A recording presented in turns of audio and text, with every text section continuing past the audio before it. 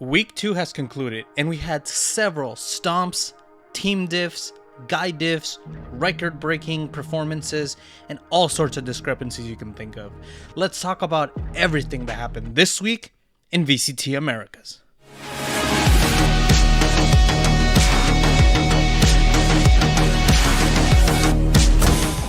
Last week was Icy's first week as a part of the G2 roster, and despite my criticism, I still had some amount of hope that he would turn out to be more impactful. But alas, they still won the match 2-0. On the 100 Thieves camp, things weren't looking so hot as they had just squandered their opportunity to beat a weakened Sentinels. For G2, winning here would continue their upwards momentum and maybe establish Icy as the mechanically gifted player we keep hearing about. As for 100 Thieves, they desperately need a win as they haven't achieved a VCT win since week 7 of America's regular season last year. On Bind, G2 chose to run a standard 2 initiators, 2 smokes, and a duelist composition, or as I like to call it, a 2-2-1, with Yoru as the solo duelist, and Icy had the job of playing the fragging role. And while he was the second best player on Bind with an 11, 9, and 4 KDA, the other members of the roster aside from Trent didn't manage to generate as much impact as the aforementioned 2. This resulted in G2 only getting 4 rounds on defense. On the 100 Thieves side, they played a similar comp with Raze and Gecko being the only 2 different agents.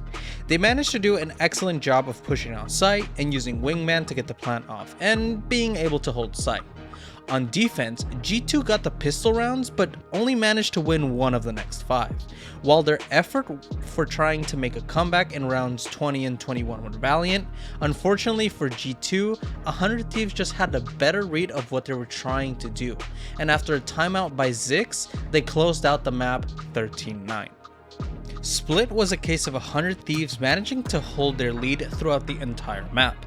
The closest we got was a 2-2 score on round 4, and 100 Thieves would win 5 rounds in a row and would end up leading 8-4 at half.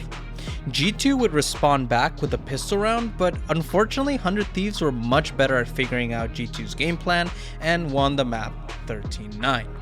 Kinda poetic how EU was the one to close out the map for 100 Thieves, considering the guard core were the ones who denied his team entry into franchising. It's time for me to eat my words against Asuna because he had a really good game. In one of the maps he was a little weaker, but his statistics prove that he can still be an impactful player.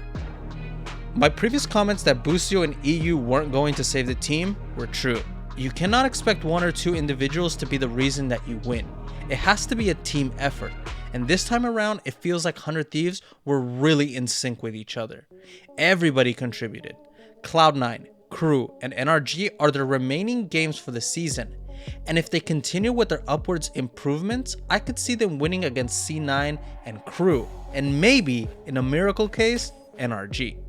As for G2, it just looked like the strategy was the main reason it didn't pan out for them.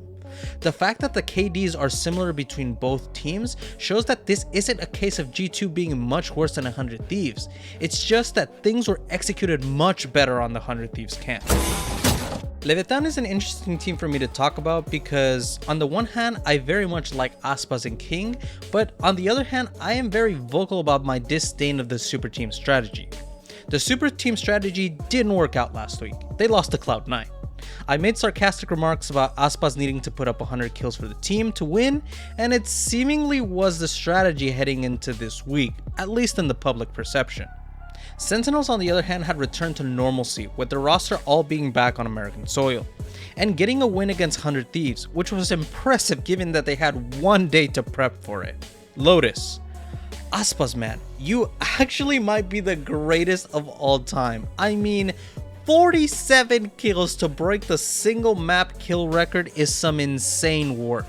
You had everyone in the world just silent, like watching Bob Ross paint. It was truly art. 372 ACS, 47, 19, and 6 KDA, 40% headshot, and a 28 plus minus differential. This man is from another planet. Dude dragged this team across the finish line. Sentinels almost had JohnQT, or in FNS's nickname, the Lisan Al Gaib. Glad to know I was ahead of the curve with the Dune jokes. Saving them because Leviatan were hungry for the win, and after a brutal overtime that lasted an entire half, Leviatan closed the map. Icebox was a much more normal map. Leviatan and Sentinels had exchanged rounds back and forth. The biggest takeaway for me on this map was Leviatan's struggle with the post plant on A site. They were able to delay Sentinels from defusing on B site pretty well, but almost every time that they would get a plant on A site, the retake from Sentinels would ensure that they did not win the round. It happened on round 1, 10, and 11, and Leviatan didn't even try to attack for the entire half on A site. Second half, Sentinels would win the pistol round and the bonus. Sen would take the lead, but Leviatan would answer back with a beautiful 3k by Calm with the Hunter's Fury. 2 more exchanges and rounds, and Leviatan would win the last 2 to get Leviatan their first win of the season. I know I was very biased towards Sentinels because of how anti-Leviatan I am, but let's focus on the players and on the performance. Aspas is probably the best player in the world, let's just say it right now, based on purely how consistent his performances have been, even with Leviatan. King can still call, Calm is slowly regaining his form, and Tex and Mazzino, they had their moments. No disputing how they played, they looked like a completely different team than last week and then at kickoff. Sentinels, on the other hand, look a bit out of form in this matchup, but it's nothing that they can't bounce back from. Their next 4 matches are MIBR, EG, Loud, and Furia. Loud would be the one of the teams that I could see them struggling with, but it's probably the one good week to drop a series. Plus, they already have 7 championship points, so they're going to be fine. Crew won their first regular season match in a very long time, and after defeating Furia in week 1, they looked much better than they had in the past. On the other side, MIBR had a bye week, and from the results at the kickoff event, they had become a much more organized team than they were last year. And it showed in the results, making it all the way to the play-in stage. This week, the main concern from MIBR was the need for a strong performance despite not having a star-studded roster, and start their season on the right foot. For Crew, the main concern was to continue building the momentum that they started in week 1. And for Heat, this was his revenge match, because if you don't remember correctly, Heat was a player for MIBR. On Icebox, the spicy picks continued with Keznit as Reyna, and honestly, he looks so much more comfortable than him on Jett. Crew and MIBR had a pretty competitive first half, with the only major decider for the half being the win on the pistol rounds. But MIBR looked terrible on the second half, where they only managed to get 1 round in the second half, and after 19 rounds, Keznit gets a 3k and Crew would close out the map 13-7. On Sunset, the story isn't much different. The opening half is close, with the only major discrepancy again being the pistol rounds.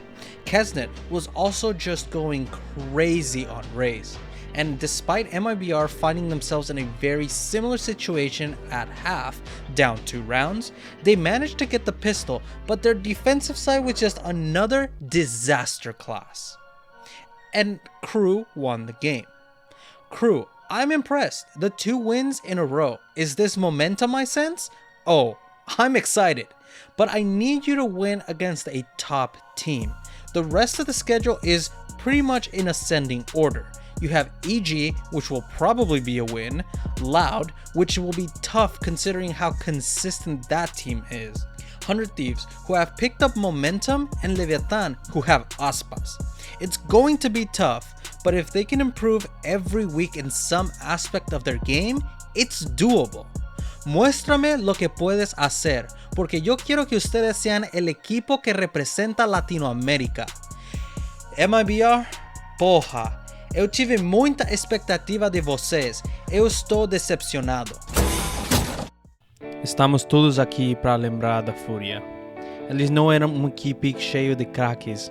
Eles não tinham um moleque como Aspas ou Pancada. Eles deixaram de ir para o Challengers. Porém, ano passado, eles eram uma equipe muito forte. Que descanse em paz, Furia. Em nome de Aspas, Sadhaak e Les. Amen. Damn, there is nothing to talk about here. It was a slaughter. I don't even mean that in a disrespectful way, the way I usually do. It's just the truth.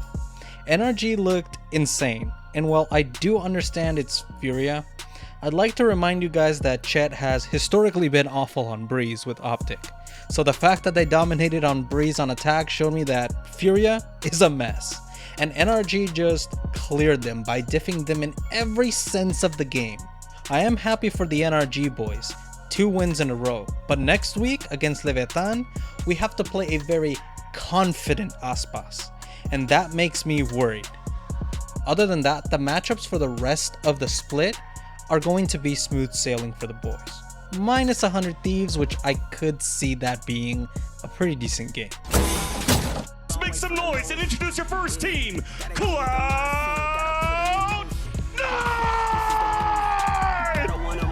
Cloud9 are coming from an unprecedented upset last week against Leviatan, where they had beat the Chilean team 2-1. This week, they look to continue the momentum as they try to beat Evil Geniuses, who have not had the best of starts, losing to G2 in a 2-0 sweep. On Lotus, Cloud9 played with much more confidence and kept it very close with EG, leading us to a 7-5 half in favor of Cloud9. EG responded with a pistol win and a bonus to cripple C9's economy, and generate a 9-7 lead for Evil Geniuses. After this, EG were able to hold and retake sites quite well. The only rounds where C9 would win, they had to invest into the Viper's Pit and several other ults to gate site. This resulted in EG closing out the map 13-9. Sunset, C9 absolutely cooked Evil Geniuses for the first 16 rounds, and I have to give so much credit to Oxy because of how insanely talented he is, ending the map with 33 kills.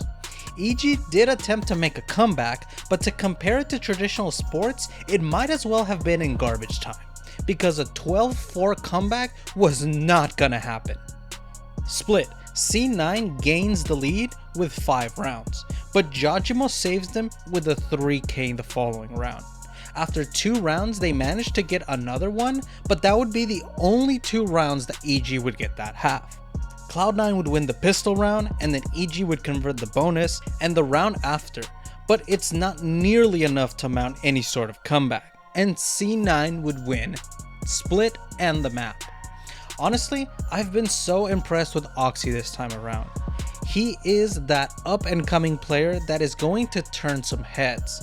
Fortunately for C9, they do have him in a contract until 2026. Please do not fumble this man's career.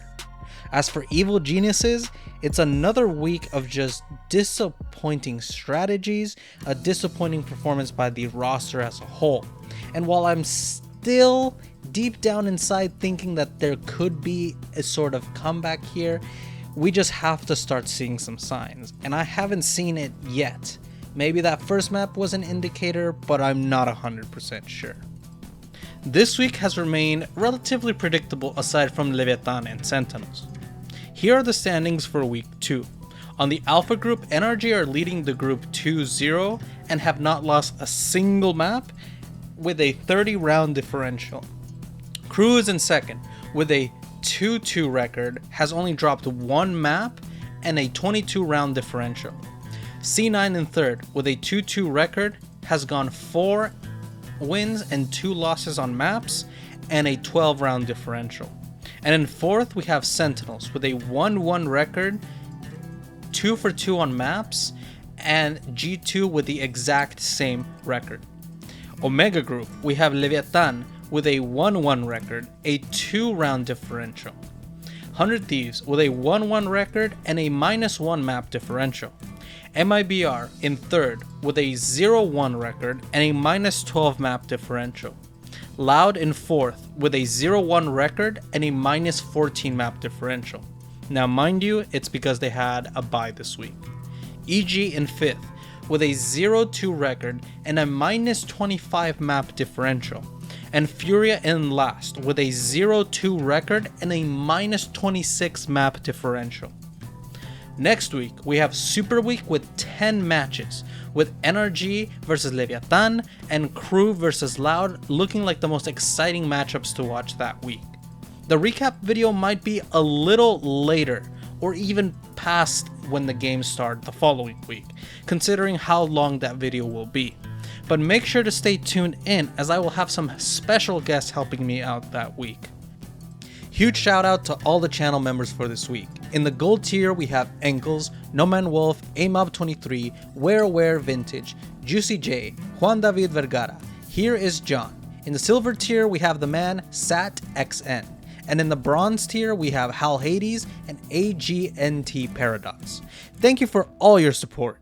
If you're interested in the shouts out at the end, or receiving the Haters Guide a day before everybody, make sure to join the channel membership for $1 a month. Link in the description below.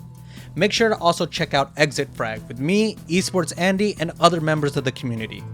Thank you for watching, and have a nice day.